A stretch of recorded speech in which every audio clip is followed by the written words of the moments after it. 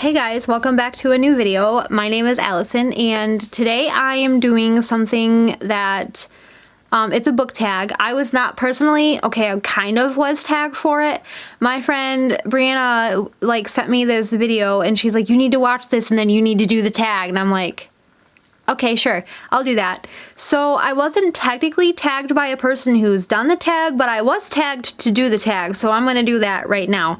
It is the anti-TBR tag, and I have seen it popping up quite often on YouTube, and I just hadn't watched any of the videos, so I wasn't really sure, just because every time I see anti or anything negative, I'm just like, I don't know if I want to watch that, because sometimes people can get a little bit too carried away and just I don't know, be super negative, and I don't want this video to be negative, but I am going to be honest. So if you are someone who is very sensitive and doesn't like your favorite books to be talked not badly or negatively, but not talked positively about, this probably is not a video for you to watch. So instead, if you want to just go search for, I don't know, something happier than someone else hating on your favorite book. I'm not saying your favorite book's going to be in this video, because I don't know what your favorite books are, but if you're sensitive, maybe just skip this one. I used to be that sensitive reader. When someone would negatively review a book I loved, I would get so upset and it would make me question my reading choices, and it was really bad. But I am thankfully past that, and usually I can just be like, oh, well, I guess they just didn't like it. That's okay. They don't have to like it. That just means I can like it more. So I really don't want this to be negative, but we're gonna get started regardless, and this tag has 8 questions, and I will also put them in the description box so you guys can answer them. I do want to say before I forget that the video I did watch was the original tag, which was pretty cool, so I got to watch the tag creator do the first video of it, so that was fun. And I will also put the link to her video below so that you guys can go check out hers, because these are going to be vastly different. So question number 1 is a popular book everyone loves that you have no interest in reading. And please do not come for me, because I will never, ever, ever, ever, ever read Wicked Saints by Emily Duncan, because my husband read it and he said it was really not good. I don't think that the writing itself was good. I just don't think I remember him saying that the main character annoyed the crap out of him, and he said she was really whiny, and I can't stand female main characters that are written in a way to be super powerful, but all they do is complain about their lives and just expect everyone else to fix everything for them. I'm not saying that's what the main character was like in this book, but him saying that she was whiny was an instant red flag for me. I cannot stand whiny main characters. Just go fix the problem. I don't want to listen to you whine and debate about it. Just go do it. Please, thanks. So that is my answer for number 1. Number 2. Oh, you guys are gonna hate me for this one too. A classic book or author you don't have an interest in reading. So there are lots of classic books out there, and there's probably lots of books that are on the classic book list that probably shouldn't be, because they're just downright garbage. But the one that I could come up with that I would probably, or I know I will never read, is Alice's Adventures in Wonderland, and that's because I think the movie, I don't even know if I watched the full Disney cartoon, and I don't know how well that represents the book, but that thing creeped me out like no other, and it was also dumb.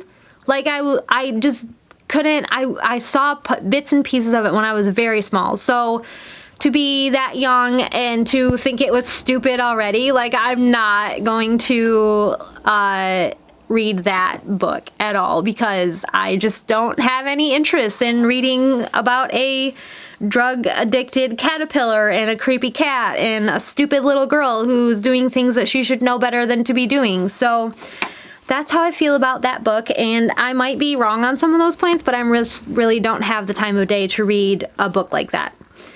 Number 3. Okay, so the creator said that there's a number 3 and a number 3.2, and you could put them together or separate them. And I am going to kind of put them together, but only because I don't really have an answer for 3.2.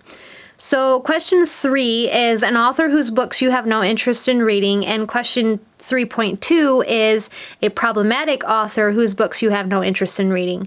So the reason I'm putting them together and the reason why I don't have an answer for 3.2 is because I think that problematic books and problematic authors is objective. And what I mean by that is we're all different, and we all have different things that bother us, things that get on our nerves. We all have different kinds of likes and dislikes. So someone that another person thinks is problematic, a book or an author, I might not have a problem with at all. So I don't have an answer for that question because I just don't have any... I don't really think of authors as problematic. They're just other humans that make mistakes, and I think we make the mistake of putting them up on this high pedestal to where they can't mess up. Like, they have to know exactly what we want to read, and they have to know exactly what kind of things bother us, and they have to just be perfect all across the board. And that's just not gonna happen. We're all human beings, and we all screw up, and we all do things wrong all of the time. So I think to put that kind of pressure on like an author or their works is just kind of stupid, because like I said, problematic things are objective. Just because it bothers you doesn't mean it's gonna bother me. So I don't have an answer for 3.2. I do, however, have an answer for number 3. So that was an author whose books you have no interest in reading, and for me, that is Jennifer L. Armentrout. I tried reading From Blood and Ash, and I could not with that book. I couldn't do it. The main character drove me crazy. It was like, I don't even know how to explain how much I really didn't like her. The only one that kind of had any interest was, what was his name? What was the other character? Hawk or something like that. He had some interest, but I didn't bother to read the book long enough to really develop his character because I just couldn't deal with the main character. She was driving me insane. Not just the main character, but also the writing was horrible. It was so bad. Like, there were ellipses like every 3 sentences, and I'm like, who talks in ellipses? Who does that? Nobody does that. No one does that. Please don't do that. Stop doing that. And then, what was the other? Oh, there were like random modern type words thrown in there. Like, I can't even remember. I should have written them down. But I'm like, it's From Blood and Ash is a fantasy book set in a non-real world.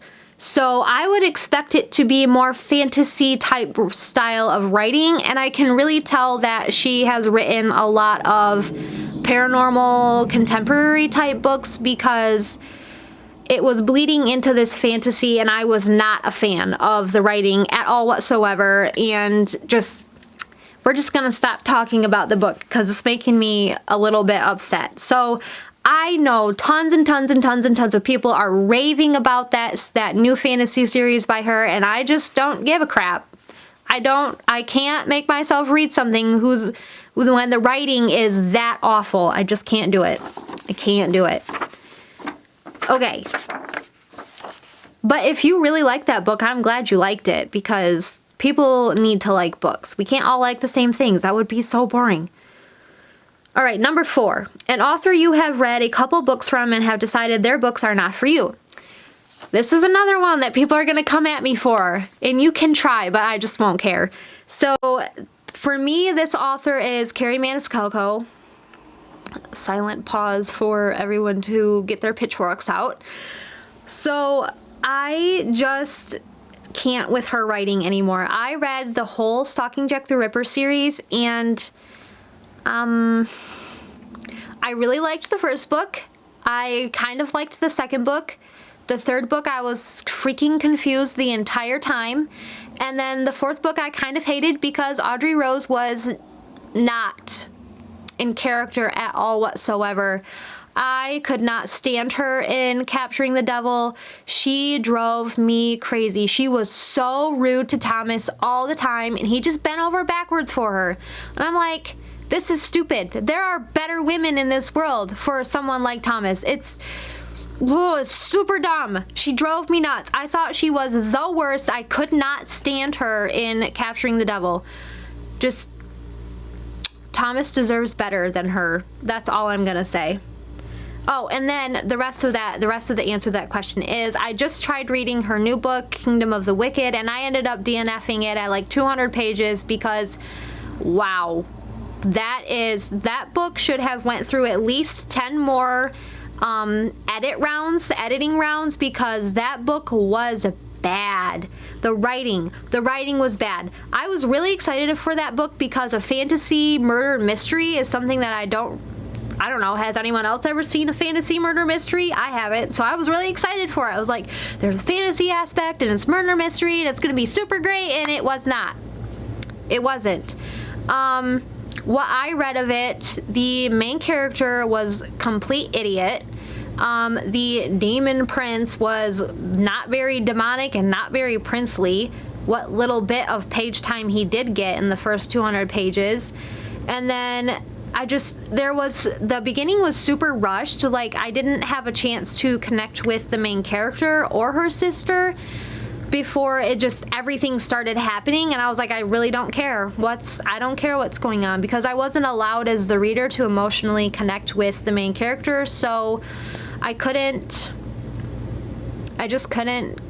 connect with the book, so I just really stopped caring about it. And then the main character kept doing stupid things, and the plot was way too guessable, and the demon fell short of all my dark, broody male dreams, and I couldn't do it anymore.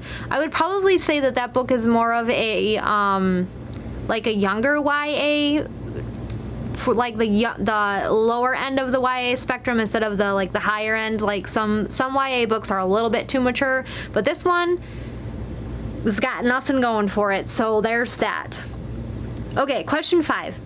A genre you have no interest in, or a genre you tried to get into and couldn't.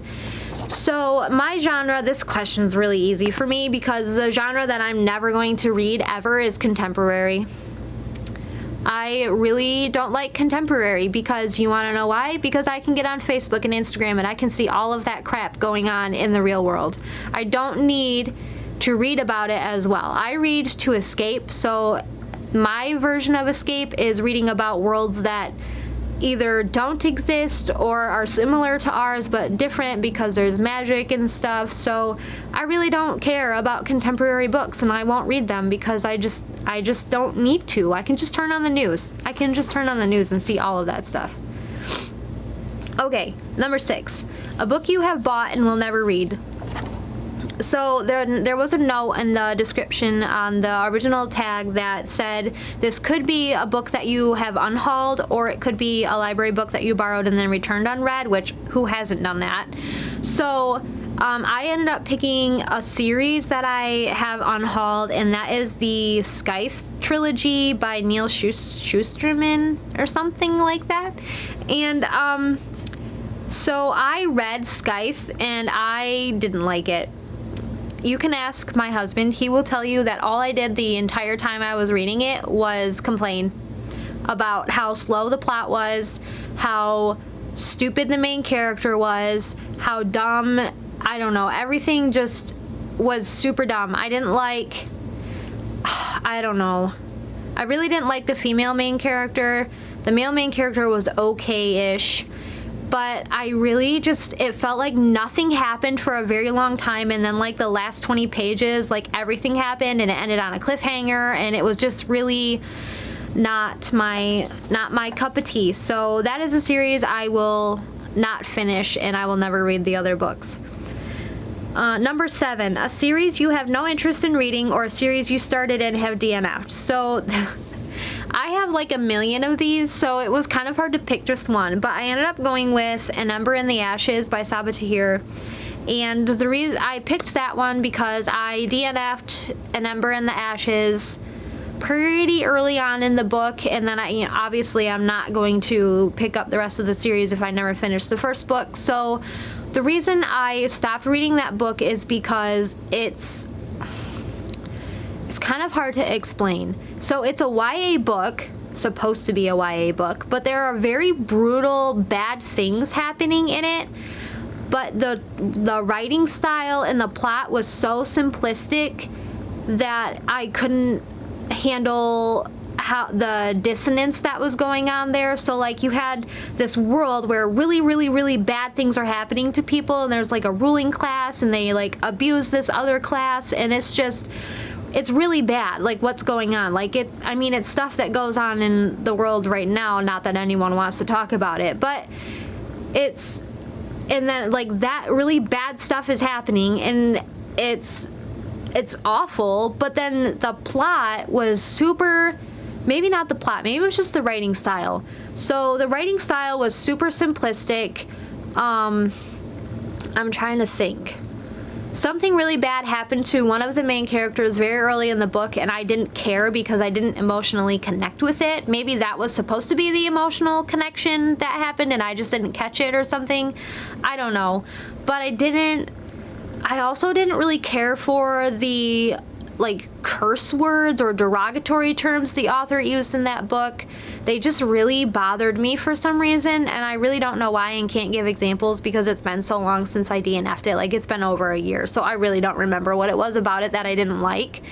But there was just a lot going on with the writing and what was happening in the world that just really... They were trying to put something that was too mature into a YA book, and it didn't work. Basically, that's what was going on. And the last question is a new release you have no interest in reading, and this was actually kind of hard for me to pick because I really don't pay attention to new releases unless it's a book I want. So I had to like hunt forever to try to find a book that would go for this prompt, and the only one I could come up with is Lore by Alexandra Bracken or something. I think that's how you say her name. I'm not entirely sure.